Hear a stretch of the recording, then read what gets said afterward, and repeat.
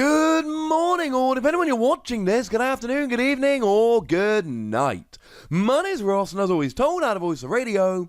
So today, we need to take a look at a really weird new supporter card, which is being given away as a promo over in Japan if you go to their gym challenges. And it features a couple of characters that have never featured on a Pokemon card before. It is the debut of Sordward and Shielbert. Now, I suppose minor spoilers for Sword and Shield here, but honestly, I think at this stage, I don't think we can ignore these characters who come in late in the game just because some people might not have finished the game. Let's just say you've had enough time to play it at this stage if you're going to.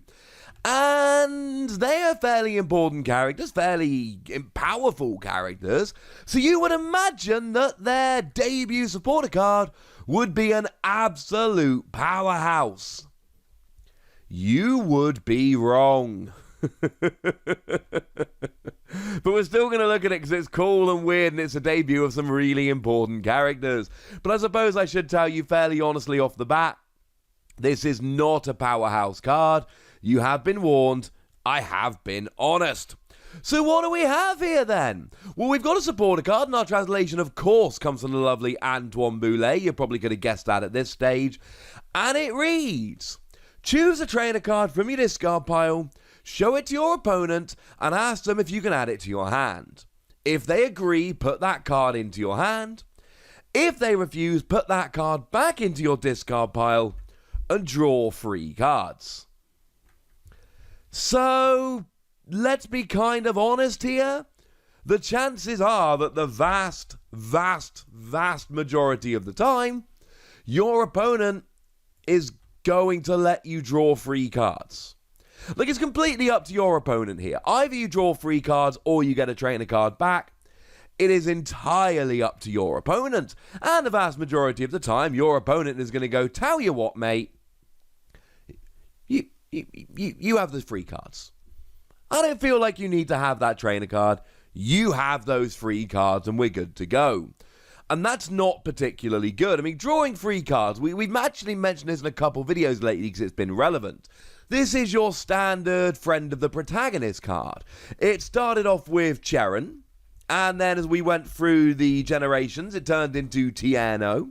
Then it turned into How, and then it turned into Hop, and I'm pretty sure when Gen 9 comes along, there's going to be a friend of the protagonist, and I'm fairly sure they're going to come into the trading card game with a supporter card that lets you draw 3 cards. I mean, the fact of the matter is, a couple of days ago, I showed you a new Shiftry, and the new Shiftry had a really fun ability. And the ability essentially is that as long as Shiftry is active, all of your opponent's supporter cards have the effect, draw 3 cards. Now, I did get a couple people asking a ruling question based on that Shiftry, so let's clear it up now. There are some cards like Rosa, for instance, which can only be played if you had a Pokemon KO'd during your opponent's last turn.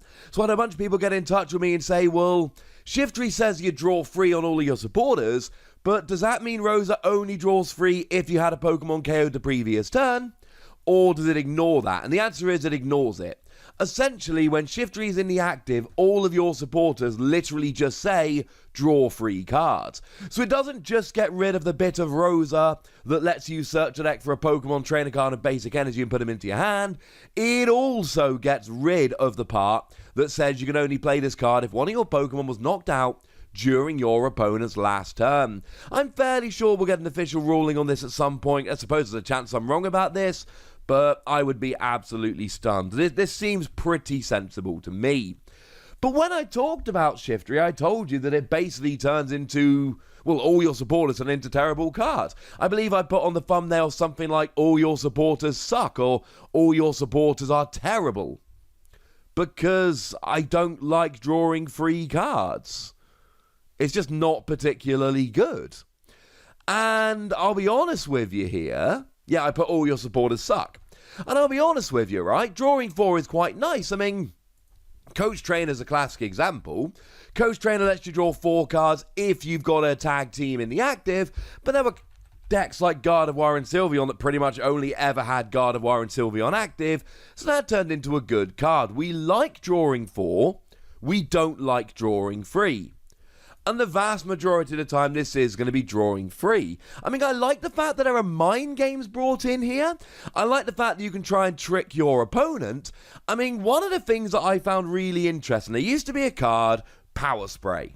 Now, this was for SP decks, or a special kind of Pokemon that were all basic, whether they were basics or not. Things like Luxray GL or Garchomp C that should have been Stage 2s, but were basic, because that's what SP Pokemon were. And if you had 3 Pokemon out that were SP Pokemon, you could play Power Spray on your opponent's turn to stop them using a Poké Power. Uxie was the classic example here. Uxie, you played it to your bench and drew until you had 7 cards in your hand. It was phenomenal.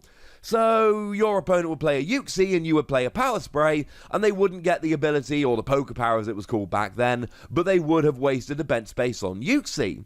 So this led to all kinds of mind games.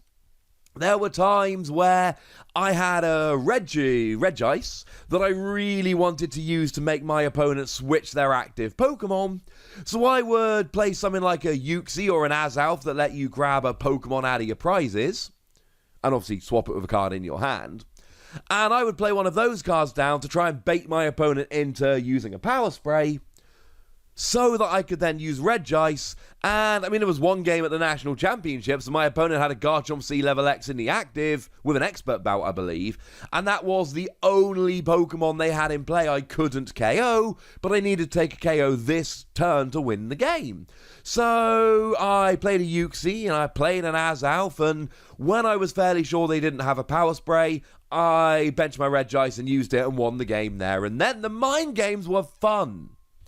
And I use that as an example because you're not getting that with Sordward and Shielbert. I feel very confident I'm not going to go, hey, can I have this crushing hammer? My opponent isn't going to be tricked into going, I don't need energy, go ahead, have your crushing hammer. Even if I haven't got a Pokemon to use Scoop Up Net with, let's say I've got a Galarian Zigzagoon in my hand. And what I really want to do is drop an extra 20 damage. So I want to pick up Scoop Up Net, so I can Galarian Zigzagoon, grab Scoop Up Net, grab Zigzagoon, play it down again, drop 20 damage. But if I just randomly play Sordward and Shielbert and go, I want to grab that Scoop Up Net, I don't think my opponent is going to go, they have no relevant non-GX, non-V Pokemon to pick up with Scoop Up Net. I think it's fine to let them grab a Scoop Up Net. My opponent's first reaction is going to be, what are they planning? They must have a reason for grabbing it. Because one of two things is going on in that situation.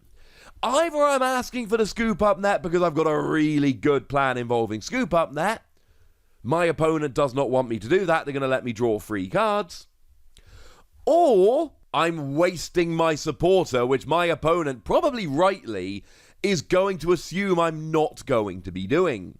Now, there is a weird other side to this. And that is, what if I've only got 1 trainer card in my discard pile? What if the only trainer in my discard pile is a Quick Ball and I've got a full bench? Not going to happen very often, it's just an example. Because it doesn't say, you may choose a trainer card from your discard pile, show it to your opponent and keep it if they agree, or draw 3 cards. It says, choose a trainer card in your discard pile, show it to your opponent and ask them if you can add it to your hand. If they agree, put it into your hand. If they refuse, put it back in your discard pile and draw 3 cards. So not only is this gonna, the vast majority of the time, be draw 3 cards, which isn't good, but there are legitimately gonna be those turns where the only trainer cards in your discard pile are useless. So your opponent does let you grab one of them because you actually want to draw 3 cards and your opponent won't let you. So this is actually a worse version of Hop. Because at least with Hop, you know you're getting the 3 cards. Here, there are going to be games where your opponent looks and goes, actually, I can see that all the trainer cards in your discard pile are trash. You're doing this because you actually want to draw 3 cards. So the only time they're not going to let you draw 3 cards is when you actually want to draw 3 cards. I am very confident that the vast majority of the time, this is going to end up being a very frustrating card that doesn't do you any good. Either it is going to draw you free cards when you want to get a trainer back, or your opponent's going to let you take a junk trainer when you just want to draw some cards. And I don't give this score very often to cards that get their own video, but I'm giving it 2 wassies. And I'm not entirely sure that's not very generous. This might be an overly generous score.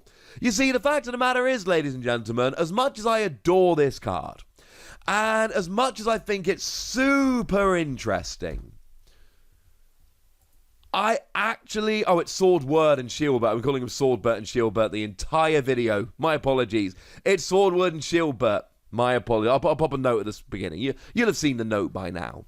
As much as I love that these characters have made their way into the game, and I do, the card game, and as much as I think this is a really cool, fun card, and it is, and I do, that probably worked, I don't think I can actually imagine or recommend anyone playing this pretty much ever.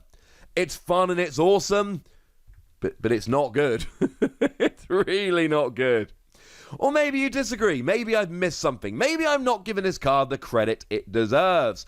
Either way, let me know in the comment section, would you? Go nuts, be nice. And then make sure you like this video, subscribe to this channel, follow me on Twitter at @TheWassy, and Twitch for some live action at twitch.tv/PTCG Radio.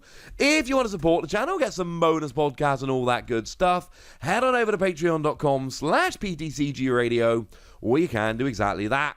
But by far the most important thing, as always, look after yourselves till next time, would ya? Thank you very much for watching. My name's Ross, and you've been watching PTCG Radio.